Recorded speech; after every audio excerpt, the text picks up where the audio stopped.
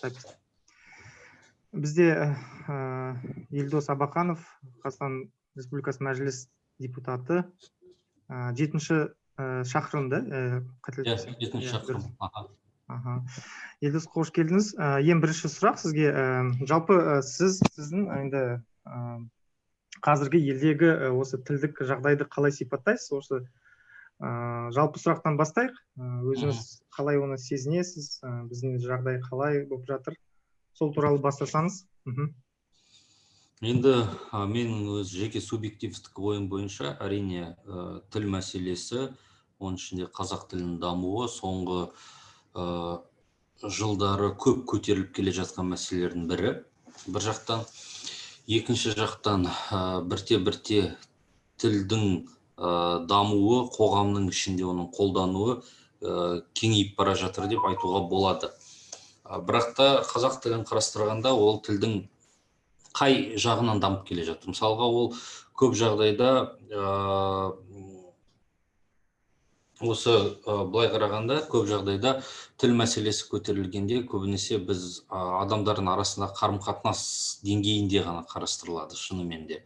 Әрине тіл мәселесінде менің ойымша осындай бір негізгі факторлардың бірі ол жастар арасында болсын, ең бастысы жаңағы ғылыми жағынан болсын, немесе көркем әдебиеттік бағыт бойынша даму керек. Бұл жағынан менің ойымша жұмыс әлі жасалу керек, себебі көп жағдайда қандай ақпаратты оқысақ та бірінші орысша қарайды басын адамдар, одан кейін тек қана қазақшасына көңіл аударады. Мүмкін мұнда жаңағыдай әдеби тілмен немесе ғылыми тілмен қоғам арасында қарапайым сөйлесіп жүрген тілді салыстырсақ, мүмкін оның түсіну деңгейі әртүрлі болуы мүмкін. Өйткені ол қиыншылықтар бар да шығар. Общий контекстті, жалпы контекстті қарастырғанда, қандай да ақпаратты қарайтын болсақ, әрине бұнда тіл мәселесі былай қарағанда басқаша сезеді. Мысалы, мен өзім қазақша оқыдым, мектепте де оқыдым, университетте де қазақша оқыдым. Жұмыс барысында, бірақ мысалы профессионалды салада қарайтын болсақ, кәсіби салада әрине қазақ тілін қолдануы, мысалға бұған дейін экология саласында жұмыс істедім ғой біршама жыл. Қазақ тілді мамандардың аздығын атап кетуге болады. Оның ішінде қазақ тілді жаңағындай литератураның аздығын тағы да айтуға болады. Сол себепті көп жағдайда былай енді қысқашалап айтқанда, мамандар арасында көбінесе эксперттік дискуссиялар орыс тілінде жүргізіледі, ал әлеуметтік немесе жаңағындай мәдениет саласында көп жағдайда қазақша бір-бірімен адамдар сөйлесіп жүреді. Сіздің ойынша осы бүгінгі осы қалыптасқан жағдайға қандай себептер әсер етіп отыр? Негізгі қандай факторлар? Енді біз білеміз, бізде демография, этнодемография, миграция, әртүрлі урбанизация, ауылдан қала көшу процестерінен жалпы қоғамда қазақ тілді жастардың өсуі байқалып жатыр. Осы себептен, бірақ жаңа өзіңіз сипаттағандай, әлі де жалпы осы барлығы мемлекеттік тілде орнағанымен, бірақ орыс тілінде де көптеген жаңа ең негізгі факторларын атап өтсеңіз, ең бірінші не себеп болып отыр осыған деп ойлайсыз? Факторлы дегенде қай жағынан қарастырғанда, мысалы, бұл сұрақ толықтырып кетсеңіз? Бұл жерде енді жаңа айтыңыз кәсіби тұрғыда, мүмкін жалпы экономикалық, саяси, мүмкін басқа да мәдени, білім беру, әлеуметтік факторлардың әсерінен бе? Енді бұлай тілдің жағдайын дамуы бойынша қандай факторлар әсер етеді? Егер де қысқаша айтқанда, егер тілді біз барлық жерде қолданатын болсақ, үйден бастап мектеп, балабақшадан, одан кейін кәсіби салада қолданылатын болсақ, әрине бұл фактор жаңағындай осы тілдің әр этапта, адамның әр өмірінің, мысалы, әр адамды қарайтын болсақ, оның жанұядағы өткізетін бір уақыты бар, жұмыс уақытында өткізетін арнайы уақыт бар, одан бөлек жаңағындай хобби бар, барлық жерде жаңағындай тілдің атмосферасы болса, әрине онда мен ойымша жаңағындай ол адамдар тілдік ортасы да. тілдік ортасы болса, онда тілдік ортасына нақты былай қарағанда тілді толыққанды меңгермеген адамдарға оны меңгеру жеңіл болады, ал тілді білетін адамдарға әрине өзінің жаңағындай қолданылатын сөздердің, содан кейін жаңағы терминдердің ұлғаюына тікелей алып келеді. Иә, түсінікті, жақсы. Онда рахмет. Келесі мынандай бір сұрақ. Жалпы енді өзіңіз білесіз, елдегі ұлтаралық қарым-қатынастар, біз Қазақстан 130 этностан астам тұратын қоғам деп айтып жатады. Жалпы және мемлекеттік саясатта осыған бағытталған. Осы жерде мысалы Қазақстанда тілді немесе оны иеленушісін құрметтемеу, салдарынан әлеуметтік этносаралық жанжалдар туындауы мүмкін бе? Және ол қандай тілдер арасында болуы мүмкін деп ойлайсыз? Енді мен ойымша тілді құрметтемеу дейтіндер факторлар өте аз.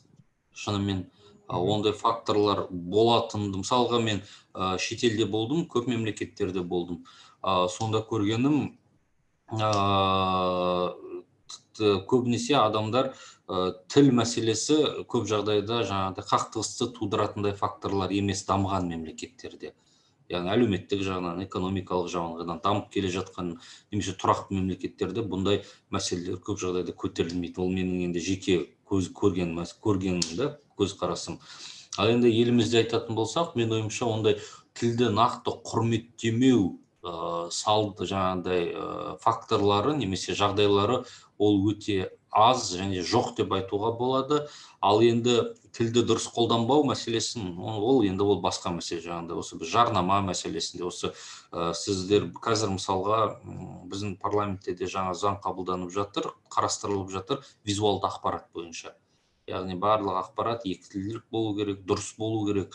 Қарапайым мысалға біз қазір соңғы жылдары кинотеатрларда астында субтитр шығаратын болды қазақша.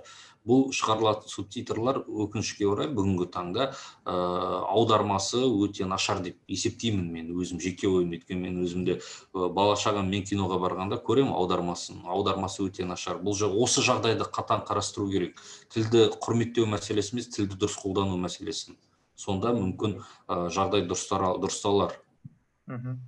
Оған дейін жалпы осы заң тұрғысынан, біз білеміз Конституцияның жалпы сосын тіл заңы бойынша ондай нормалар қарастырылмаған ба сонда осыған дейін? Мысалға ол тілді құрметтемеу мәселесі ма, немесе қай жағынан айтасыз? Сіз өзіңіз айттыңыз, жаңағы қолдану. Мысалға жаңағыдай кинотеатрлар бойынша субтитрлер қолдану. Әрине талап бар тілді дұрыс қолдану бойынша, бірақ бәрібір де енді оны қоғам тарапынан дұрыс бақылау болу керек. Өйткені қоғамдық бақылау арқылы ғана біз тілдің дамуын одан әрі белсенді дамыта аламыз. Себебі елімізде енді 97 жылы қабылданған тіл туралы заң бар ғой. Сол заңға сәйкес мысалға барлық тілдің қолдану мәселесі, одан бөлек жаңағы мемлекеттік тілдің бүкіл аумақтағы Қазақстан аумағында қоғамдық қатынастардың барлық саласында қолданылатын жаңағыдай оның ішінде мемлекеттік басқару, заң шығару, сот ісі жүргізу барысындағы бүкіл жердегі жаңағыдай нақты қарастырылған. Әрине, онымен қоса мемлекеттік тілден басқа әрине орыс тілінде қолдану мәселесі тағы да келтірілген. Себебі жаңағыдай заңды қарайтын болсақ, мемлекеттік ұйымдар және жергілікті өзін-өзі басқару органдары орыс тілін ресми түрде қазақ тілімен тең қолданады деген заң барысында талаптар бар. Одан бөлек енді құжат жүргізу мәселесінде де, мемлекеттік актілерде де қазақ тілінен бөлек әрине орыс тілі бірге қолданылады. Бірақ та бұған дейін мен басында айтқандай, қазақ тілін қолданғанда мүмкін терминологияның қиыншылығы немесе жылдан жылға жаңа сөздердің пайда болуы қарапайым адамдарға тілді түсінуге кедергі ететін жаңағыдай факторлардың бірі деп айтуға да болатын шығар. Енді меніңше аймақтарға қарасақ, енді екі тілде жалпы құжат айналым, іс-қағаз жүргізу тілі бойынша оңтүстік батыс аймақтарда ол жерде қазақ тілінде жүргізетін сияқты. Ал енді екі тілде жүргізетіндер көбінесе солтүстік өңірлер және жалпы қалалар деп өзім сондай байқағаным бойынша. Өзіңіз қалай жалпы осыны сипаттайсыз? Енді жалпы әрине біз өзімізде енді іс сапарға шыққанда да әр аймақтың өзінің ерекшелігі бар. Енді солтүстік аймақтарда көбінесе орыс тілділік басым деп айтуға да болады кей жағдайларда, себебі тұрып жатқан халық санының жаңағыдай, егер былай халық санын қарайтын болсақ, қазақ тілді сөйлейтін қазақ тілді азаматтардың саны аздау. Ал оңтүстік аймақтарда, әрине батыста қазақ тілі көбірек болғандықтан оны көбірек қолданылады. Және былай қарапайым практикадан қарайтын болсақ, көбінесе Қызылорда облысында, жаңағындай Атырау, Ақтау, Маңғыстау облысында көбінесе жиындардың барлығы толыққанды қазақша өтеді. Эксперттік жиындардың өзі де қазақша өтеді. Бірақ та егер былай динамиканы қарайтын болсақ, соңғы 3-5 жылдың ішінде басқа да аймақтарда да жаңағыдай қазақ тілді жиындарын өту кезектілігі саны көбейіп келе жатыр. Және мамандар саны да бар. Бірақ ол жеткіліксіз деп ойлаймын бүгінде. Жақсы. Бұл жерде жаңағы іс-қағаздарға қатысты да сол, иә, жаңа айтқаныңыз бойынша. Іс-қағаздарға қатысты әрине сол. Мұнда жалпы егер өкілетті орган болса мемлекеттік, барлық тілге қатысты жұмыстар атқарылғанда, мемлекеттік органдар тарапынан негізінде мен білуімше арнайы методикалар, тағы да басқа әдістемелік құжаттамалар жасалады. Бұл құжаттамалар жасағанда тілдің түсінікті болу спецификасын ескеру керек. Сонда ғана нақты ол ресми немесе құжат айналымында қазақ тілдің қолданылу көбеюі мүмкін. Жақсы, рахмет. Енді осы жоғарғы оқу орындарына барсақ, мүмкін сіз оған қатысыңыз бар ма, жоқ па, бірақ әрине осы білім беру жүйесімен де біз әрқашан естиміз. Жалпы тілдердің дамуы қандай мәселелер бар қазіргі кезде осы жалпы білім беру жүйесінде? Енді жалпы мен білім саласында жұмыс істемегендіктен айта алмаймын, бірақ та менің жеке ойым бойынша жоғары оқу орындарында кәсіби кітаптардың аздығын айтуға болады. Болғанымен де олар көбінесе тек орыс тілінен аударма ретінде жасалған. Одан бөлек мысалға әр тіл эволюциядан өтеді. Эволюциядан өткеннен кейін ғылым саласында қолданылатын тілдердің біркеліктілігі болу керек. Бүгінгі таңда нақты унификация жоқ. Яғни әр ғалым болсын, немесе магистрант, студент болсын, докторант болсын, тілдің стилистикасы болсын, тілдің қолданылатын терминологиялары болсын, тілге қатысты жаңағындай, қазір айтам сізге толығырақ айтсам, тілге қатысты терминология, литература дейді ғой, әдебиеттер, әдебиеттерді қарайтын болсақ, әртүрлі қолданыс. Сол себепті былай қарағанда біркелкілік жоқ. Егер осы жоғары оқу орындарында жалпы білім беру жүйесінде тілдік дамытқаны біркелкілік болса, онда жағдай одан әрі дамиды деп ойлаймын. Және де бізде қызық фактор бар осы көбінесе осы білім саласында. Яғни мектепте қазақша оқығанмен де мектептен шыққаннан кейін немесе мектептен тыс жерлерде көбісі орысша сөйлейді көп балалар. Ол мысалға қарапайым балабақшаға барып көріңіз. Қандай балабақшаға барсаңыз да, былай қарасаңыз қазақ тілді балабақша секілді, бірақ далада ойнап жүрген балалардың көбісі кішкентайынан бір-бірімен орысша сөйлейді. Бұл енді әсіресе қалаларда, байқалады, ірі қалаларда байқалады. Ірі қалаларда. Сосын ірі қалаларда былай қарасаңыз таза қазақ мектебі аздау. Үлкен облыс орталықтарында ірі қалалар, көбінесе қазақ-орыс мектептері. Ауылды жерлерде немесе кіші қалаларда қазақ мектептері көбіректеу, таза қазақ мектептері. былай Нұр-Сұлтан қаласы, егер сіз ғылыми зерттеу жұмыспен айналысып жатырсыз ғой, соны зерттеп көріңізші. Мысалға, еліміз Нұр-Сұлтан қаласында 80 мектеп бар, 80-нен астам. Соның қаншасы таза қазақша, қаншасы екі тілді. Оның ішінде статистиканы қарасаңыз, бірінші сыныпқа барып жатқан балалар саны. Мысалы, бірінші сыныпта орта есеппен 10-15 бірінші сыныптың класстары ашылады әр мектепте. Соның аралас мектептерінде қаншасы орыс класстары, қаншасы қазақ тілді класс. Сонда көруге болады. Сіз енді білім саласында нақты неліктен бұл проблема бар, сонау бірінші сыныпта балалар барғаннан бастап, сол статистиканы шығарсаңыз болады. Жақсы, рахмет. Біз статистика жалпы белгілі, бізде ең көбі қазақ мектептер республика бойынша. Сосын екінші орында аралас мектептер келеді, және үшінші орында орыс мектептер. Және де ұлттық мектептер де бар, енді өзбек, ұйғыр мектептері бар. Бір тәжік мектеп болған, оны жабылды деп. Біз міндетті түрде бұл жағдайда жаңағыдай мектептерді жабу немесе аралас мектептер болмау деген мәселе емес. Мұнда мен айтып кетейін. Менде мұнда тек айтқым келгені, неліктен проблема бар. Сон былай қарағым, просто жаңағыдай проблеманың іргетасы, фундаменті мектептен басталады ғой, енді тілдің үйренуі. Осы өзіңіз статистика үшін қарасаңыз болады, үлкен ірі қалаларда, Алматы, Нұр-Сұлтан қаласында жаңа қанша мектеп бар, аралас, соның ішінде қанша сынып қазақша, қанша сынып орысша. Сонда сіз біраз мәселені ашып алатын едіңіз өзіңіз үшін. Жақсы, рахмет. Міндетті түрде қараймын.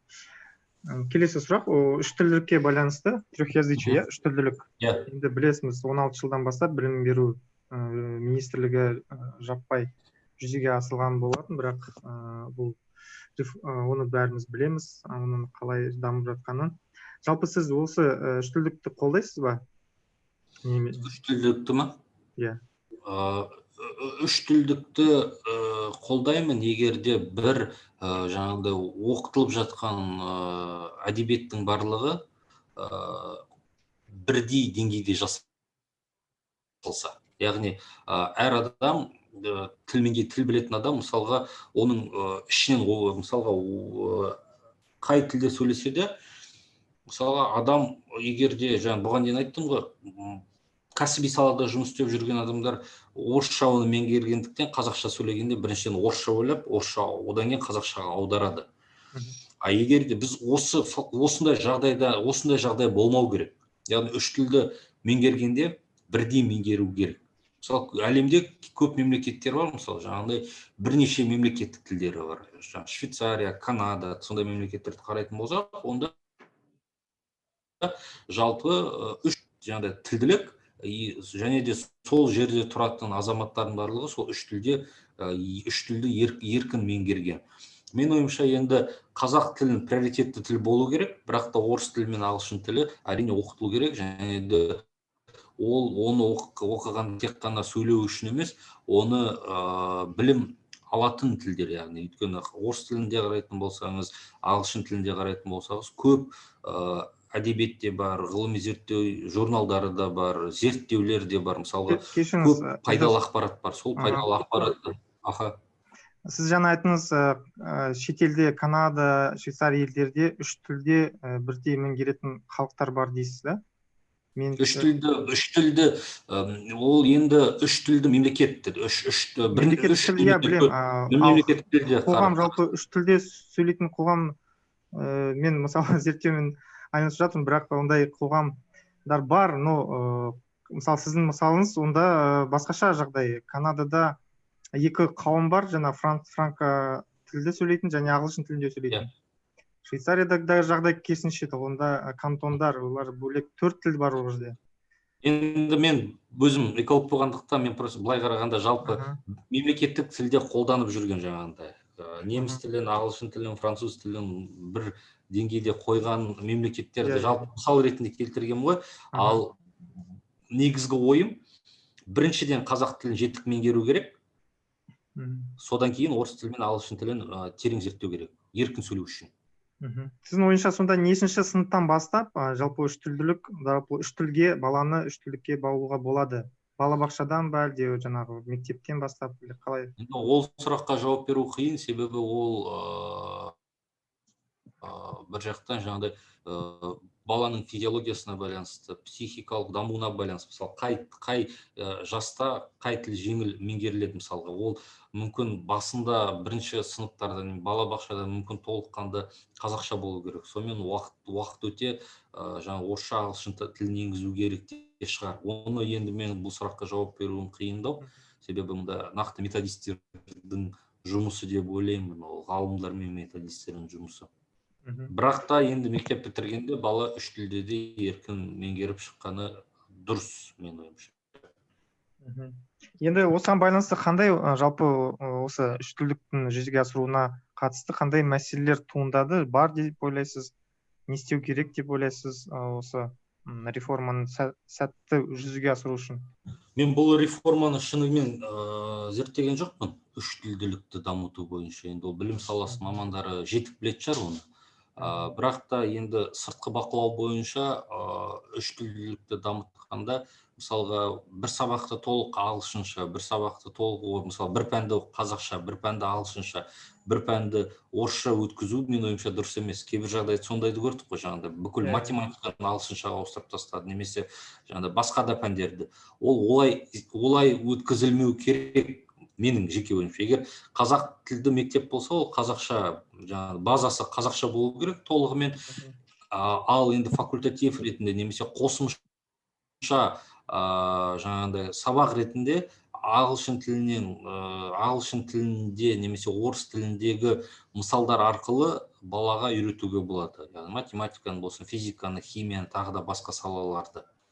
Бұнда біз білеміз, жаңағыдай қазақ-түрік уақытында лицейлерінің практикасын қарайтын болсақ, нақты солай болды ғой. Басында қазақша, бірақ та спецификалық жағдайларын жаңағыдай ағылшынша немесе басқа тілде үйреткен.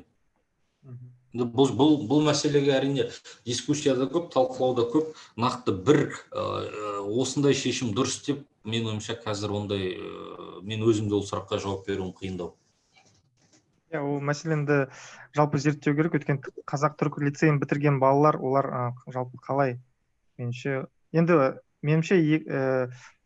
біз ондай мектептер болу керек шығар, бірақ оны жаппай республика бойынша бүкіл ауылдарға оқыту әр баланың мүмкіндігін қарау керек сияқты, Енді мұнда оқу бағдарламасын қарастыру керек. Яғни оқу бағдарламасында нақты былай қарағанда басында айтылған мәселеге қайтып келеміз біз. Мысалы физиканы үйретсек, немесе математиканы үйретсек, қаншалықты терминологиясы өзгерілді, қаншалықты тілдің структурасы өзгерілді. Мысалы кәсіби жаңағы бір бағыттылықты қарайтын болсақ, содан бастау керек те, сонда біз нақты көреміз. Мысалы мүмкін математикадағы терминологиялар қазақша, мысалы 15-20 жыл бұрын, мысалы біздің уақытта басқаша үйретілген шығар, қазір мүмкін басқаша үйретіледі. Тілдің жеткізуі, мысалға оқушыға басты мақсат не нәрсе, мысалы әр тілді оқығанда оны дұрыс түсінуі. Егер де ол қолданбайтын терминдерді оған мектепте үйрете бастаса, әрине мен ойымша балалар шатасатын болады мектеп деңгейінде. Осыны тағы да қарастыру керек те, өйткені бізде тіл реформасы, білім саласында да реформалар өте көп. Әрине әр реформа толыққанды аяқталмағандықтан кей жағдайда біз осындай жаңағындай ақпараттық вакуум дейді ғой, былай қарағанда. Осындай жаңағындай проблемалар туындауы мүмкін. Неліктен болашақ мамандар үшін өз тілінде саланы үйрену қиындау, өйткені фундаменталды іргетасы қаланбаған салалардың. Мектептен басқа, физика, математикадан бастайық, мысалы, ірі үлкен жаңағыдай экология немесе геология, мұнай газ саласын айтпағанның өзінде. Жақсы, енді біз жалпы жауабыңыздан түсінгенім, жалпы таза қазақ тілінде, таза орыс тілінде мектептер болған дұрыс. Бұл жерде мынандай мәселе, енді жаңа бастағаным демография деп айтылдық, қазақ жастарының санының өсуі, бізде осы толқынға мүмкін жатамыз ба? Енді біз көріп тұрмыз, бұл динамика өсіп жатыр. Алдағы болашақта қазақ тілді жастар өседі деп ойлаймын. бірақ жалпы оған сұраныс талап ретінде оларды да жұмысқа тұрғызу керек, оларды енді қоғамға араластыру керек, осы қоғамдық процестерге, саяси процестерге әрине алысады. Бұл жерде болашақта сондай қайшылықтар туындауы мүмкін деп деуге болжауға бола ма? Мысалы, енді қазақ тілді жастар әрине талап бойынша мемлекет қазақ тілді болу керек. Бүкіл заң шығару органдарынан бастап, жалпы биліктен бастап қазақ тілді ақпараттың жалпы осының талап етіп жатыр. Біз оны қазір кішкене де болса көріп тұрмыз, бірақ болашақта ол одан да өсуі мүмкін. Осыған байланысты мемлекет қандай шараларды қолға алған жөн деп ойлайсыз? Және осы қазіргі Қазақстандағы тіл саясатына өзіңіздің көңіліңіз тола ма? Қалай бағалайсыздар жалпы? Енді қазақ тілді жастар жөнінде айттыңыз ғой. Менің ойымша қазақ тілді жастар, олар басқа тілді, мысалға, басқа тілде сөйлейтін жастардан ерекшелігі жоқ, олардың барлығы бірдей. Әр адамның тілді меңгеруіне байланысты оның білімділігін зерттеу, білімділік деңгейін анықтауға болмайды. Әр адам қай тілде сөйлесе де, жетік сөйлесе де, ол білім іздейтін немесе маман болғысы келетін азамат, ол міндетті түрде өзінің алға қойған мақсаттарына жетеді және саланың мамандығы болады. Ал мұнда басқа проблема бар да, мұнда ол қазақ тілді болсын, бірақ та жұмысқа кіргенде тіл деформациясы болуы мүмкін. Яғни ол қазақша жетік меңгерген, бірақ та ағылшынша жұмысы немесе орысша болса, орыс тілді среда дейді ғой бізде, орысша айтқанда. Орыс тілді орта, иә. Орыс тілді орта немесе ағылшын тілді орта болса, әрине ол көбінесе сол тілде сөйлейтін болады. Мен ойымша, сіздің мысал ретінде келтіріп кеткен мысалыңыз, мен келісе алмаймын. Өйткені ол қазақ тілді білді, сол үшін ол білімсіз деп айтуға болмайды. Ол баланың интеллектуалды дамуы да, білім іздеуі де ол жанұядан және оның өзінің ізденушілік қабілеттілігіне байланысты. Ал енді келесі, мүмкін мен дұрыс түсінбедім, просто Айдар, былай қарағанда. Мүмкін мен дұрыс сұрақты түсінбедім. Ал енді мемлекеттік саясатта әрине енді әкімшілік тарапынан да тіл басқармалары бар, мемлекеттік деңгейде де арнайы комитетте жұмыс істеп жатыр. Әртүрлі бағдарламалар да болды, стратегиялар да болды. Бірақ та бұл әлі де жеткіліксіз деп ойлаймын, атқарылып жатқан жұмыс. Жаңа мен қойған сұрақ кішкене мүмкін дұрыс түсіндіре алмадым ба? Жалпы бізде қазақ тілді жастар өсіп жатыр. Олар енді білімден емес, яғни олар да 2 тіл біледі, 3 тіл білсін, бірақ олардың санасында, яғни ұлттық санасы бар. Мысалы, олар өзінің тілінде сөйлегісі келеді және өзінің тілін талап етеді. Мысалы, болашақта олардың енді біз енді постколониалды елміз, бірақ болашақта біздің жастар оны көрген емес, олар уже басқа санада өсіп жатыр. Олар жалпы Ресейдің бұрынғы бодандық уақытында, КСРО кезінде олар мүмкін аз білуі мүмкін, бірақ сонда да олардың өздеріне сұрақ қоймаймын, мысалы, біз неге өзіміздің тілімізде, мемлекет Қазақстан болғаннан өзіміздің тілімізде неге сөйлемейміз, неге талап қоймаймыз? Осыған байланысты бұл жерде білімнен емес, ол жерде жалпы ұлттық сананың оянуы, жалпы идентификация дейді, көптеген осы. Жалпы мемлекет осыны барлығын билік оның барлығын жасап жатыр қазіргі кезде. Қазақ мектептері ашылып, көбейіп, бүкіл жаңа контентін нетіп жатыр. Енді осыны өсіріп, біз қоғам мүлдем басқаша сұраныс туындайды ғой осы жерде. Менің болжауымша, бұл жерде белгілі бір қарама-қайшылық немесе сондай, егер осындай жағдай әрі қарай болып жатса, билік мысалы жаңағы сол саяттан нетіп, жастар мысалы көшеге шығады, жастар өзін талап етеді, жастар өзінің жалпы енді революция деп айтамын, бірақ оны талап еткізіп, жаңағы жұмыс беру, министрлікте болсын, қай жерде болсын, жастар сол яғни талап қояды деп ойлаймын. Жалпы сұрақ түсіндірсем, түсіндірдім бе түсіндірген жоқпын, бірақ түсінікті ма сізге? Мен енді былай қатты түсіндім деп айта алмаймын, бірақ мен ойымша былай ғой, тілді, қай тілді, қазақ тілді бұл мысалы үйретсек, ол біріншіден кішкентайынан бала үйден басталады ғой, үйден қазақ тілінен сөйлеп қазақша үйрену. Мысалы мен өз балаларым толығымен қазақша сөйлейді, толыққанды. Мысалы орыс тілді ол екінші тіл ретінде айтуға болады. Негізгі ойлайды, қазақша ойлайды, қазақша түсінеді және қазақша сөйлейді еркін. Орысша мүмкін кішкене қателікпен де сөйлейтін шығар, өз балаларымды айтатын болса. Әрине мен кейбір балаларды көрдім, мысалы туыстарымның арасында да балалары орысша сөйлейтін, бірақ әке-шешесі, ата-анасы қазақша сөйлейді. Мен сонда сұрақ қойдым да осы жақын арада айтам, қалай біз балалар тілді дамытамыз, егер сіздердің өздеріңіз балаларыңыз қазақша сөйлемейді. Былай қарасаңыз ата-анасы сөйлейді, балалар сөйлемейді. Жанұядан бастау керек. Бірінші талапты өзімізге қою білу керекпіз, жанұяның ішінде. Егер мақсат болса қазақша. Екіншіден, қазақ тілін қолдануын талап еткенде ол агрессиялы түрде жүргізілмеу керек. Ол нақты фактімен, жаңағында, егер тіл дұрыс жазылмаса, онда оны әдейі істедім, әдейі істемедім, соны қарау керек. Мүмкін немқұрай қараған шығар. Осы жағынан аударма мәселесі бар, тағы да басқа мәселесі бар. Соған дұрыс қарау керек. Одан бөлек, үшінші мәселе ретінде қазақ тілділікті талап еткенде, ол мысалға біз әлеуметтік желіде де көп жағдайда көріп жатамыз, келіп телефонға түсіріп, неге маған қазақша бермейсің, қызметтерді тағы да басқа. Ол қайтадан бұған дейінгі айтқан агрессиялық, мысалға агрессиямен келген мәселе, ол керісінше тілді меңгерудің орнына тілді қашқалақтауға әкелуі мүмкін. Өйткені бізде өзіміздің, мысалы қазақтардың арасында да дұрыс қазақша сөйлеу білмейтін адамдар көп жағдайда кейде комплекстар болады, сөйлей алмай. Біз керісінше оны қолдану керекпіз.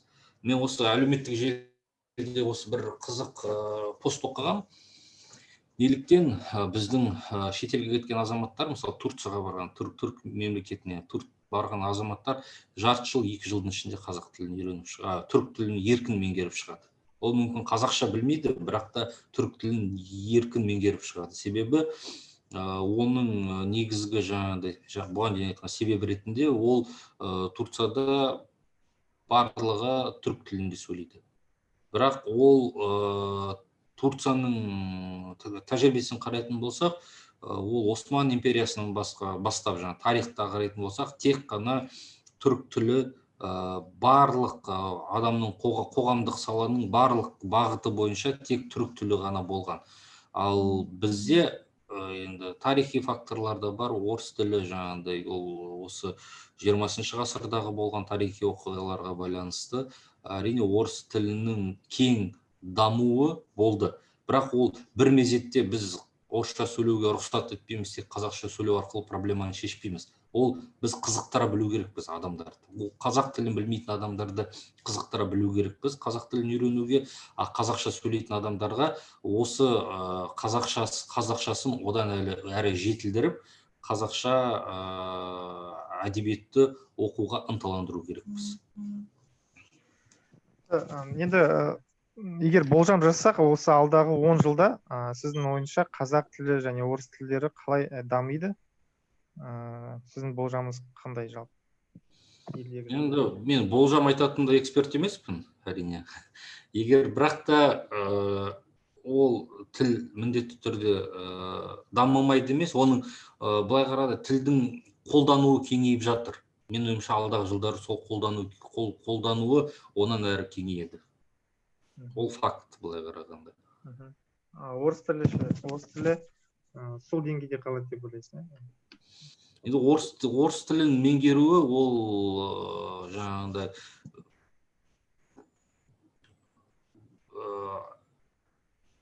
бәрібір енді бізде ақпараттық анау бар ғой.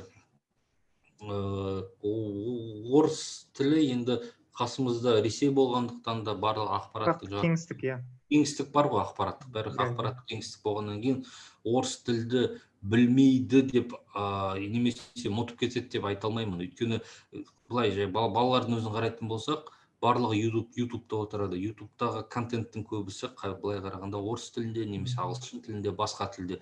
Қазақ тілді контент осы 1-2 жыл ғана болды жақсы дамып келе жатқан. Бұған дейін бұндай контент мүлдем болмады деп айтуға болады, осы 4-5 жыл бұрын. Қазір дамып келе жатыр. Егер қазақ тілді қызық контент дамитын болса, әлеуметтік желіде балалардың өздері соны тыңдап, үйреніп, қазақшасы одан әрі жақсарады. Жақсы, рахмет. Енді тағы да бір осындай маңызды сұрақтардың бірі бұл латын қарпіне ауысу бойынша латын графикасына бастамасы бар. Енді білесіз, 25 жылға дейін президент оны бастама көтерді. Жалпы осыны қолдайсыз ба сіз?